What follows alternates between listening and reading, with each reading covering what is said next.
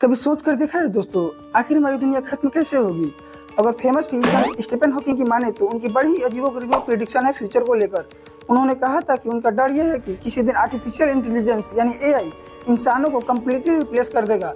Life का एक ऐसा फॉर्म निकल कर आएगा जो इंसानों को आउट परफॉर्म कर पाएगा और ये शायद से सबसे खराब चीज होगी इंसानियत के लिए। इसके अलावा उन्होंने क्लाइमेट चेंज को लेकर भी वार्निंग दी थी। जल्द ही ग्लोबल वार्मिंग एक ऐसे पॉइंट तक पहुंच जाएगी जिसके बाद उसे रिवर्स नहीं किया जा सकेगा।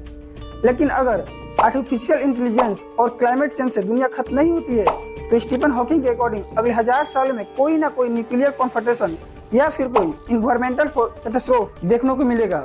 उन्होंने कहा था कि अगर इंसानों को एक्सटेंशन से बचे रहना है तो अगले 100 सालों में इंसानों को जाकर किसी दूसरे प्लेनेट को कॉलोनाइज करना पड़ेगा।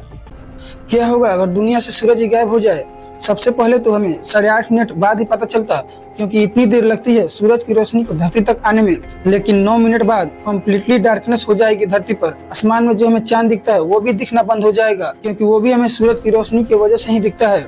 और ग्रेविटेशनल पुल हो जाने की वजह से धरती फॉरवर्ड मोशन में उड़ जाएगी, सोलर सिस्टम से बाहर निकल के आउटर स्पेस में पहुंच जाएगी। 1 साल के अंदर अंदर टेम्परेचर -20 डिग्री सेल्सियस तक नीचे गिर जाएगी। इसका मतलब है कि सारे समुद्र फ्रीज हो जाएंगे, लेकिन क्योंकि बर्फ की टॉप लेयर ही फ्रीज होंगी, नीचे की लेयर इंसुलेटेड हो जाएगी, तो नीचे का पानी जरूर बचा रहेगा। और इसी की वजह से डीप ओशियन के अंदर जो जिंदगी मौजूद है वो शायद कई हजारों सालों तक जिंदा रह पाएगी। बिना सूरज के जमीन के ऊपर धीरे धीरे सारे पेड़ मर जाएंगे, क्योंकि फोटोसिंथेसिस के बिना वो काम नहीं कर पाएंगे। और ठंड इतनी बढ़ जाएगी कि एटमॉस्फेयर भी धीरे धीरे खत्म हो जाएगी। लॉन्ग टर्म में इंसानों के लिए जिंदा रह पाना नेक्स्ट टू इम्पॉसिबल अगर ऐसा होता है तो। इस वीडियो के बारे में आपकी क्या राय है कमेंट सेक्शन में जरूर बताएं।